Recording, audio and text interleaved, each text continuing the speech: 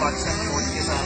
ये बहुत अच्छा है। इंशाल्लाह हम इस साल भी हर साल आया करेंगे और यहाँ से सिलेक्ट करके उसको एनसीए में ट्रेन किया करेंगे और इंशाल्लाह ये पाकिस्तान फौज को बहुत प्रेरित करता है इसके ऊपर और उन्होंने बड़ी कुर्बानियाँ दी कि इलाकों को साफ और सुथरा किया।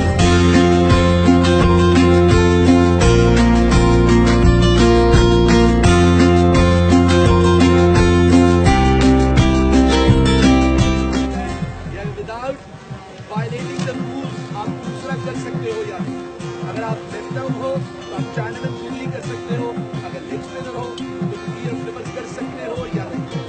मुझे उम्मीद है कि जितने लोग यहाँ पे आए और जितनी एनर्जी और एंथुसियाज्म है यहाँ पे, हम श्योर कि हम यहाँ से कुछ प्लेयर्स को डेफिनेटली लेके जाएंगे।